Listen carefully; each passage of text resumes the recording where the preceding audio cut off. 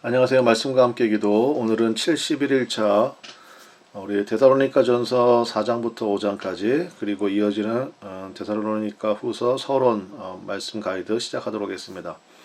우리 4장에 들어가면 사도 바울이 우리 데살로니가 교인들에게 종말에 합당한 성도의 자세에 대해서 두 가지를 권면합니다. 첫 번째는 가정을 지키기 위해서 음란함을 멀리하라라는 것입니다. 그 내용이 3절부터 8절까지 나오는데요.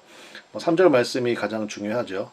하나님의 뜻은 이것이니 너희의 거룩함이라 곧 음란을 버리고. 그래서 말세를 당했을 때 우리가 가져야 될 모습 중에 하나는 역시 성결한 삶이 되겠습니다. 그다음에 두 번째는 이제 요게 가장 우리 데살로니가 교인들에게 이제 문제가 됐던 거고, 사실은 이것 때문에 이제 후서가 나오게 됩니다. 이제 그 문제가 뭐냐면 일터와 올바른 신앙을 위해서 나태함을 멀리하라라는 것입니다. 그게 9절부터 12절의 말씀인데 특별히 11절이죠. 또 너에게 명함같이 조용히 자기 일을 하고 너희 손으로 일하기를 힘쓰라. 이거는 이제 후서에 가서 조금 더 자세히 살펴보겠습니다. 그러니까 임박한 재림에 대해서, 그러니까 예수님이 다시 오신다라는 그 복음의 메시지를요, 데살로니가 교인들이 오해를 좀 많이 했습니다. 그래서 곧 예수님 오시는데 뭐 공부해서 뭐해, 뭐 이런 식으로 일상, 뭐 일해서 뭐해, 이런 식으로 일상을 벗어난 그런 행동들을 많이 했거든요. 그래서 거기에 대한 지적을 아마 징조를 봤던 것 같아요. 근데 수정이 잘 되지 않으니까 후서를 보내게 되었습니다. 그 다음에 두 번째로 정말 논란이 많은 그러한 부분인데요. 이 부분 우리 한번 보겠습니다. 그러니까 주의 재림과 죽은 자들의 부활에 관하여 이제 13절부터 18절까지거든요. 자, 일단은 14절이 핵심입니다. 여러분, 이 구절은 굉장히 중요합니다. 14절 보겠습니다. 우리가 예수께서 죽으셨다가 다시 살아나심을 믿을진대 이와 같이 예수 안에서 자는 자들도 하나님이 그와 함께 데리고 오시리라. 제가 이제 노란색으로 표시를 해놨는데요. 예수님께는 죽었다고 표현해 놓고 우리는 이제 잔다 이렇게 표현해 놨거든요. 제가 여기 써놨으니까 이거 읽으면서 설명을 좀 드리겠습니다. 예수님은 죽었다고 표현하고, 그렇죠? 성도는 예수님 안에서 자고 있다고 표현하고 있습니다. 그 얘기 무슨 얘기입니까? 예수님이 대신 죽으셨기 때문에 가능한 표현입니다. 그래서 오직 예수 안에 있는 자들만 사망 권세가 작동하지 못하는 것이거든요. 그래서 여기 말씀에 예수 안에서 자는 자들 이렇게 표현하고 있거든요. 그러니까 예수 안에 있는 자들만 죽었다 표현하지 않고 잠을 잔다 이렇게 표현하는 거죠. 여러분 기억나십니까? 스테반 집사가 돌 맞아 순교할 때 죽었다고 표현하지 않거든요. 잔다 이렇게 표현합니다. 그래서 십자가의 죽음은요, 우리의 죽음을 잠자는 것으로 전환시킨 것입니다. 그래서 우리가 예수님 믿는, 그러니까 예수님 외에는 그래서 구원이 없는 거예요. 여러분, 예수님이 십자가에서 죽으셨잖아요. 그렇죠? 예수님이 십자가에서 죽으셨거든요. 죽은 사람을 또 어떻게 죽입니까? 그렇죠? 그러니까 우리가 예수님 안에 머무는 것은 이제 더 이상 우리 사망 권세가 우리에게 아무런 영향을 끼칠 수가 없습니다. 그러니까 우리 성도들의 죽음은요, 정확한 표현이 뭐예요? 예수 안에서 잔다. 이게 정확한 표현입니다.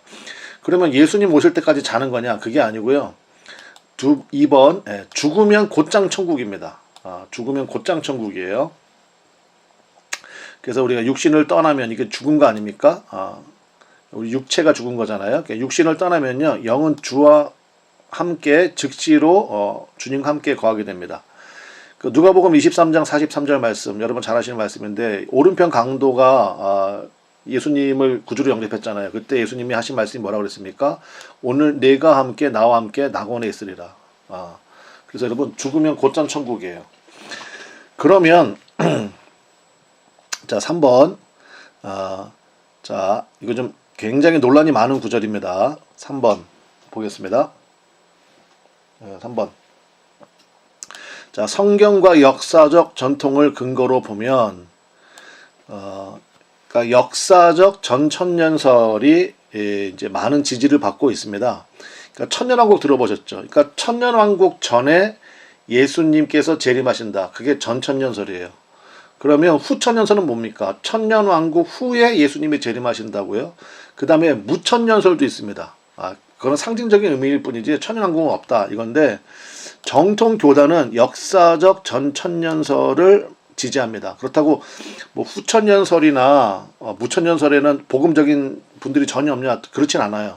그런데 이제 이 부분이 많은 지지를 받고 있다. 저도 물론 이 부분에 서 있긴 합니다. 자, 그러면 간단하게 설명드리면요. 일단 7년 대환란이 있죠.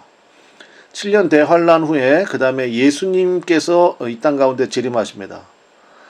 그리고 나면 첫 번째로 예수님 안에서 죽은 자들의 육체적 부활이 있게 됩니다. 그러니까 그 전까지는 영은 즉시로 우리 주님과 함께 거하지만 육체적인 몸을 입고 있지는 않아요. 예수님이 재림하실 때 이미 죽은 자들이 영은 주님과 함께 거하고 있지만 이제 새로운 육체의 몸을 입게 되는 거죠. 그래서 육의 부활입니다. 그리고 나서 두 번째로 이제 예수님 재림하실 때까지 살아있는 사람도 있을 거 아니에요. 그 살아있는 자들은 휴거가 일어나게 되는 거죠. 그리고 나서 이제 천년왕국이 시작되는데, 일단 7년 대환란에 대해서 요한계시록에 이제 할 때 우리가 또 살펴보겠습니다만은 주께서 택하신 백성들을 위해서 그 날들을 많이 감하실 거고, 그 다음에 이미 7년 대환란 가운데 있는 나라들도 많이 있잖아요. 그러니까 사실은 종말은요, 그러니까 예수님의 역사적인 재림의 종말도 있지만 또 개인적인 종말도 있잖아요. 그러니까 요 사항들을 여러분들이 기본적인 베이스로 좀 갖고 계시면 좋겠다라는 겁니다. 16절과 17절에 보면 요 말씀이 나오는데요. 주께서 호령과 천사장의 소리와 하나님의 나팔 소리로 친히 하늘로부터 강림하시리니, 예수님의 재림이죠. 그 다음에 그리스도 안에서 죽은 자들이 먼저 일어나고, 그러니까 영은 주님과 함께 있지만 몸의 부활은 아니에요, 아직은. 근데 죽은 자들이 이제 새로운 몸을 입고 예수님을 맞이하게 되고, 그 다음에 그 후에 우리 살아남은 자들도 그들과 함께 구름 속으로 끌어올려 공중에서 주를 영접하게 하시리니, 이게 바로 휴거를 얘기하는 거죠.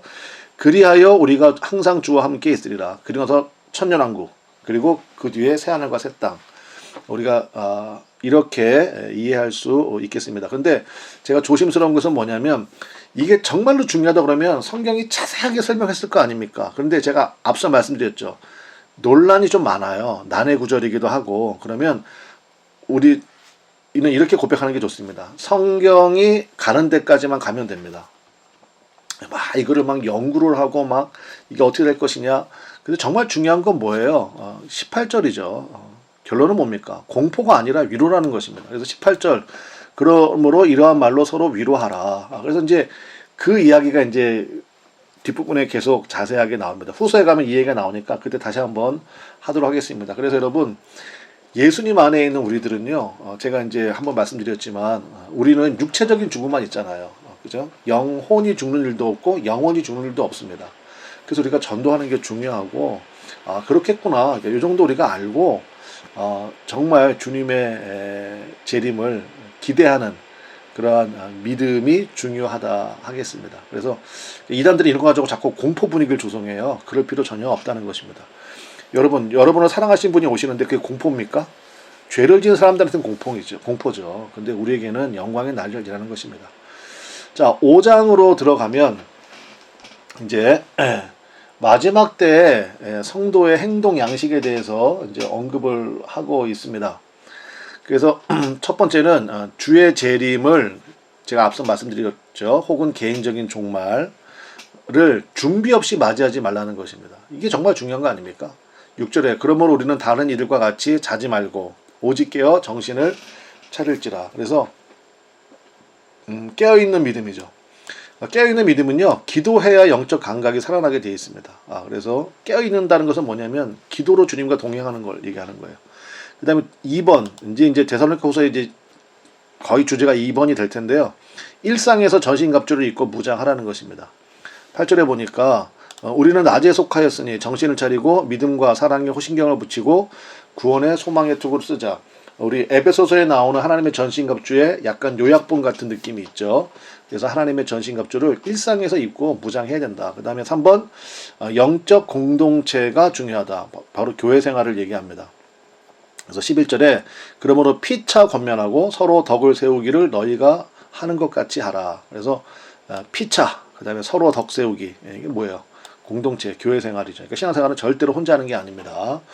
그 다음에 4번, 영적 지도자와 좋은 관계를 유지하라는 것입니다.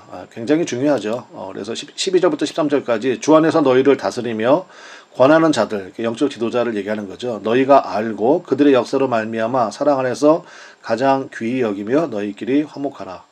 그래서 영적 지도자 좋은 관계를 유지해야 되고, 특별히 영적 지도자를 위해서 여러분 기도를 많이 해주셔야 됩니다. 여러분 저를 위해서 기도 많이 해주십시오. 굉장히 중요한 그러한 포인트가 되겠습니다. 자, 그 다음에 뭐 여러분 기도 많이 해주시니까 2번, 자, 하나님의 뜻이라고 나오죠.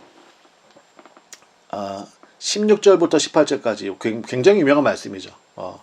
이 세 가지가 너희를 향하신 하나님의 뜻이다 그러는데, 첫 번째 항상 기뻐하라. 여러분 여기서 제일 중요한 말이 기뻐하라예요, 항상이에요. 그러니까 항상이죠, 항상. 여기에 포인트가 있는 것입니다. 세상도 기뻐합니다. 근데 세상은요, 조건과 상황에 따라서 기뻐하기도 하고 그렇지 않기도 하잖아요. 근데 주의 재림을 기다리는 우리들은 항상 기뻐하는 그러한 믿음의 모습. 그 다음에 쉬지 말고 기도하라. 이게 어떻게 가능할까요? 이게 무슨 뜻이냐면요, 하나님의 비단에 거하는 것을 말하는 것입니다. 그러니까 즉 성령을 통한 영적 교제. 성령님은 우리 안에 들락날락 하시는 분이 아니잖아요.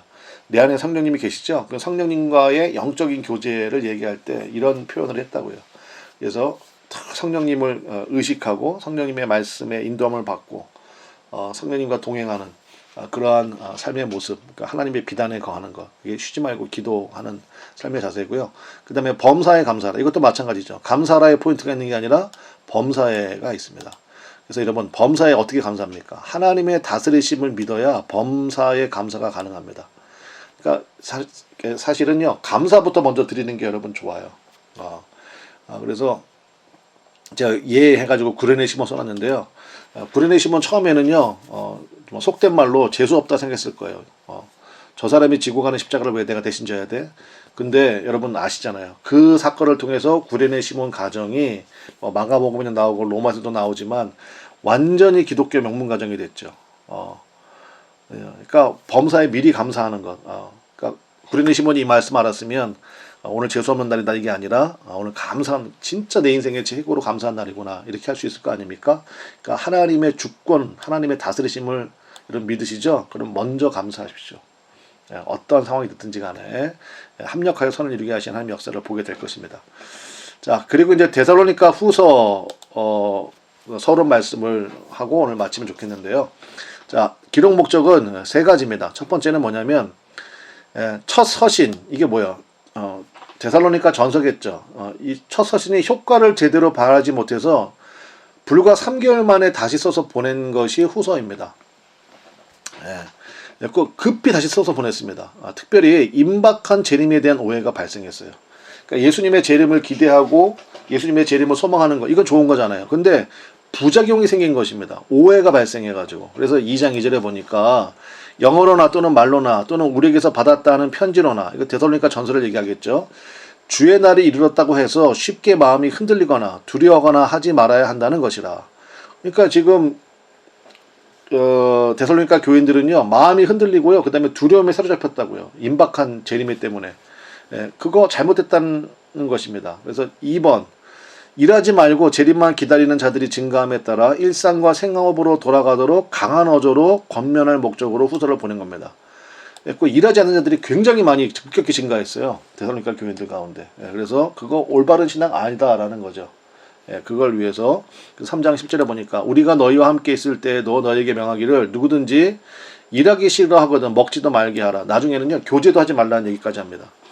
근데 마지막 세 번째 목적은 뭡니까? 계속된 핍박을 이겨낼 수 있도록 하나님의 심판과 상급을 언급합니다. 1장 12절에 우리 하나님과 주 예수 그리스도의 은혜대로 우리 주 예수의 이름이 너희 가운데서 영광을 받으시고 너희도 그 안에서 영광을 받게 하려 함이라. 그래서 핍박 가운데 잘 견디기를 바란다. 뭐 하면서요? 일상의 삶. 그러니까 여러분, 일상의 영성이 계속 중요합니다. 일상의 영성이. 우리 내일부터 우리 데살로니가 후서 1장부터 3장까지 살펴보면서 조금 더 자세히 보도록 하겠습니다. 여러분, 예수님의 재림을 소망하시죠? 그거는 공포가 아니고 위로입니다. 예수님의 재림을 우리가 어떻게 맞이해야 되겠습니까?